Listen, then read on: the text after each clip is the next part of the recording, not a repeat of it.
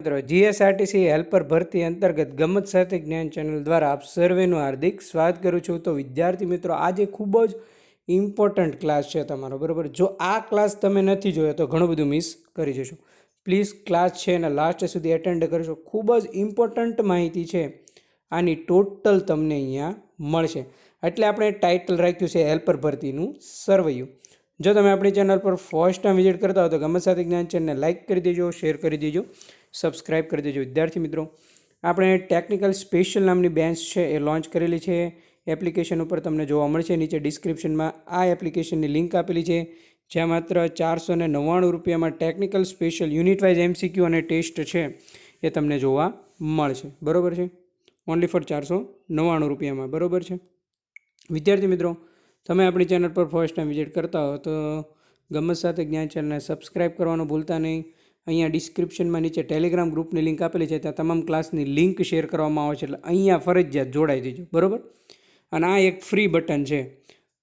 Class સારો લાગે તો જ તમારે ફ્રી બટન ઉપર ક્લિક કરવાનું, બરાબર વિદ્યાર્થી મિત્રો. અને હું ગેરંટી મારીને કહું છું કે ક્લાસ તમને સારો જ લાગશે. આખો ક્લાસ જોશો તો તમને ખબર પડશે, બરાબર છે. આ બેન્ચ છે આપણે જે લોન્ચ કરી દીધી છે, એમાં 2 પોઈન્ટના MCQ મૂકી દીધા છે અને ડેમો ક્લાસ પણ આપણે છે એ યુટ્યુબ ઉપર લઈ લીધા છે. ખાસ એટલે ખાસ આ ક્લાસ ના જોયો તો જોઈ લેજો. હેલ્પર ભરતી અંતિમ પડાવ અને જન્માષ્ટમી સ્પેશિયલ ટેકનિકલ સ્પેશિયલ 1658 જગ્યાઓ અંતર્ગત છેલ્લી ઘડીના તણખાઓ નામનો ક્લાસ છે, જેમાં ટેકનિકલ સ્પેશિયલના 50 MCQ મૂક્યા છે, જે આપણે બેન્ચમાં છે એ લેવાના છે ટોટલ એ પ્રમાણે. ક્લાસ સારો લાગે તો બેન્ચમાં તમે જોડાઈ શકો છો, બરાબર છે. અહીંયા તમને હેલ્પલાઇન નંબર આપેલો છે મારો, બરાબર. ડન મિત્રો. ચાલો મિત્રો, તો હવે આપણે આગળ વધીએ અને ખૂબ જ એવી ઇમ્પોર્ટન્ટ માહિતી મેળવીએ. તો વિદ્યાર્થી મિત્રો, જીએસઆરટીસી એટલે કે ગુજરાત રાજ્ય માર્ગ વાહન વ્યવહાર નિગમમાં હેલ્પર ભરતી આવી ગઈ છે. વિદ્યાર્થી મિત્રો, જ્યારે તમે હેલ્પર તરીકે નોકરી કરો છો ત્યારે ઘણા બધા વિદ્યાર્થીઓને ખબર નથી હોતી કે સર આગળ છે એ અમારી સર્વિસ દરમિયાન અમને પ્રમોશન કયા મળે, પ્રમોશન માટેની શરતો કઈ કઈ છે, બરાબર. તો જો હેલ્પર તરીકે તમે થોડા વર્ષનો અનુભવ અને ટેકનિકલ જ્ઞાન મેળવ્યું હોય, બરાબર છે, 1658 જગ્યા છે, બધાને ખબર છે, બરાબર છે. હવે આર્ટિઝનનું પ્રમોશન તમને મળે તો બધાને એમ થાય કે સર આર્ટિઝન એટલે શું, બરાબર. તો કે તમને થોડા વર્ષનો અનુભવ હોય, ટેકનિકલ જ્ઞાન તમે મેળવ્યું હોય તો તમને આર્ટિઝન તરીકે પ્રમોશન મળે. આર્ટિઝનનું જ્ઞાન શું હોય? આર્ટિઝનનું કામ વધુ ટેકનિકલ અને વિશેષ જ્ઞતાવાળું હોય છે, બરાબર છે, જેમાં તેઓએ વાહનના મેન્ટેનન્સ અને રિપેરિંગની વધુ સક્રિય ભૂમિકા ભજવવાની હોય છે. જ્યારે તમારો એક વર્કશોપ હોય, એમાં કોઈ બસ બગડી ગઈ હોય કે રિપેરિંગ માટે આવે છે, બરાબર છે, તો એક મિકેનિકલ છે એ બધી છે ટોટલ કાર્ય કરતું હોય, એમાં તમારે એક હેલ્પ કરવાની હોય છે, એટલે કે હેલ્પર તરીકે કાર્ય કરવાનું હોય છે. થોડા વર્ષના અનુભવ, બરાબર છે, 5 વર્ષ તમને બધાને ખબર છે ફિક્સેશનમાં કાઢવાના છે, બરાબર છે, અને બધાને ખબર છે 21,000 પ્લસ સમથિંગ તમારો પગાર છે. હવે આ સમયગાળા દરમિયાન છે તમારે સિનિયોરિટી છે પણ ખાસ ધ્યાનમાં આવતી હોય છે. તમે કેટલા વર્ષ નોકરીના કાઢો છો એના આધારે સૌપ્રથમ પ્રમોશન તમારું આવે આર્ટિઝન, બરાબર છે. આ પદ પર પ્રમોશન મેળવવા માટે આંતરિક પરીક્ષા અથવા ઇન્ટરવ્યૂ પણ લેવામાં આવી શકે છે. ખાતાકીય પરીક્ષા પણ એ લોકો લઈ શકે અને ઇન્ટરવ્યૂ પણ લઈ શકે છે, બરાબર છે. બીજું વિદ્યાર્થી મિત્રો, તમારું પ્રમોશન આવશે મિકેનિક, બરાબર છે. તો આર્ટિઝન તરીકેનો અનુભવ મેળવ્યા બાદ સૌપ્રથમ જ્યારે તમને આર્ટિઝનનું પ્રમોશન મળે, એના અનુભવ મેળવ્યા બાદ તમને મિકેનિકના પદ પર પણ પ્રમોશન મળી શકે છે, વિદ્યાર્થી મિત્રો, બરાબર છે. મિકેનિક તરીકે તમે વાહનની જટિલ સમસ્યાનું નિરાકરણ લાવવા માટે મોટા સમારકામની જવાબદારી સંભાળો છો.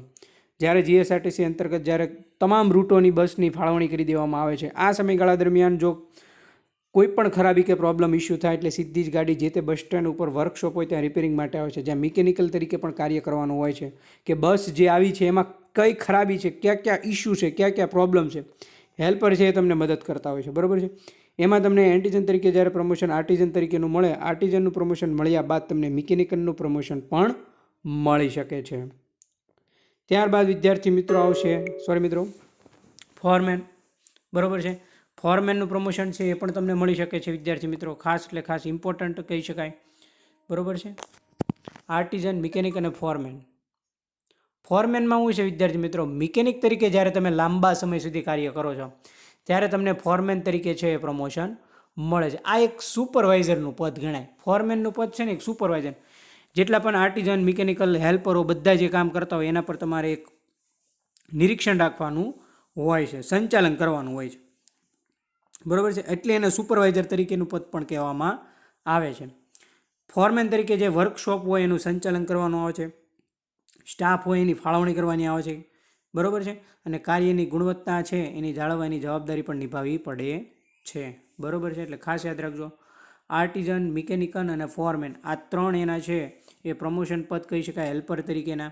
અને ત્યારબાદ વિદ્યાર્થી મિત્રો આવશે સબ એન્જિનિયર અને અન્ય વહીવટી પણ પદો. માનો કે તમે ફોરમેન તરીકે અન્ય ટેકનિકલ પદો પર સારી એવી કામગીરી બજાવશો, સારો એવો અનુભવ હોય છે, સારી એવી શૈક્ષણિક તમારી લાયકાત હોય છે, તો તમને એના આધારે સબ એન્જિનિયર અથવા અન્ય મેનેજમેન્ટ સંબંધિત જેટલા પણ વહીવટી પદો હોય એના પર પણ તમને પ્રમોશન મળી શકે છે, વિદ્યાર્થી મિત્રો. ડન. ખાસ એટલે ખાસ ઇમ્પોર્ટન્ટ છે. હવે આ બધી પ્રમોશન માટે છે પણ એ કેટલીક શરતો હોય, બરાબર છે. ડાયરેક્ટ તમને આ બધા પદો પર પ્રમોશન ના મળે, એના માટે છે તમે પાત્રતા ધરાવતા પણ હોવા જરૂરી છે, બરાબર છે. હવે આ પાત્રતાના ધોરણનો પ્રથમ માપદંડ કહી શકાય તો તમારી નિયમિત સેવા અને સિનિયોરિટી, બરાબર છે. તમારી સિનિયોરિટી કઈ છે? સિનિયોરિટી એટલે કે તમે કેટલા વર્ષથી નોકરી કરો છો. માનો કે તમે હેલ્પર તરીકે અત્યારે નોકરી મેળવી 5 વર્ષ કાઢ્યા, તો તમારી પહેલાંના હેલ્પર હોય એને પણ સિનિયોરિટી ખાસ તરીકે પ્રમોશન તરીકે જોવામાં. માનો કે તમે અત્યારે તમારી 1658 જગ્યામાંથી તમને એક હેલ્પર તરીકે કોઈ પણ એક જગ્યાએ જિલ્લામાં તમને નોકરી મળી ગઈ, તમારા 6 વર્ષ નોકરીના થયા, ફરીને હેલ્પરની ભરતી આવી, પછી આવ્યા પ્રમોશન, તો સૌથી પહેલાં તમે જૂના કહેવાય એટલે તમને પ્રમોશન મળે, બરાબર છે. આર્ટિઝન તરીકે, મિકેનિકલ તરીકે કે ફોરમેન તરીકે એ તમે સ્ટેપ બાય સ્ટેપ આગળ વધો, બરાબર છે. સૌપ્રથમ તમને આર્ટિઝન તરીકે પ્રમોશન મળે, ત્યારબાદ તમને મિકેનિકલ તરીકે પ્રમોશન મળે, ત્યારબાદ તમને ફોરમેન તરીકે પણ પ્રમોશન મળે, અને જો તમારી શૈક્ષણિક લાયકાત અને અનુભવ સારો હોય તો સબ એન્જિનિયર તરીકે પણ પ્રમોશન મળે છે.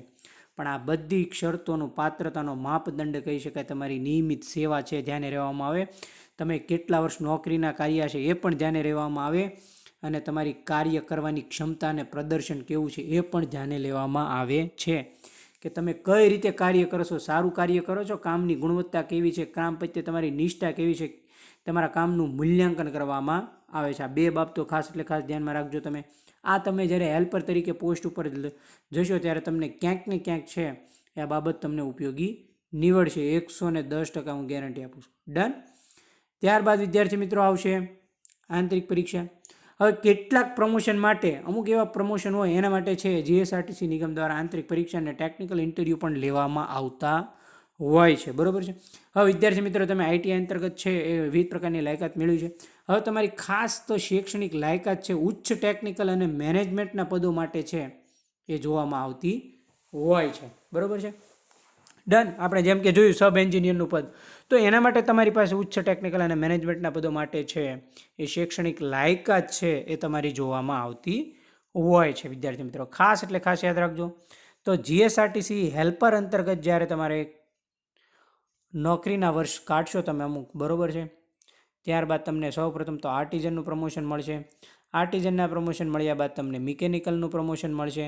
મિકેનિકમાં અમુક તમે વર્ષો નોકરી કાઢશો, તમારી કામની ગુણવત્તા અને સારું હશે તો એના મૂલ્યાંકનના આધારે તમને ફોરમેનનું પદ મળશે, જે એક સુપરવાઇઝરી પદ છે. તમારી નીચે અંતર્ગત ઘણા બધા માણસો આપશે, તમારે વર્કશોપનું સંચાલન કરવાનું આખું આવશે.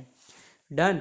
અને ત્યારબાદ જો તમારી પાસે ઉચ્ચ ટેકનિકલ લાયકાતો હોય અને તો તમને સબ એન્જિનિયર અથવા અન્ય વહીવટી પદો પણ નિગમના સોંપી શકે છે.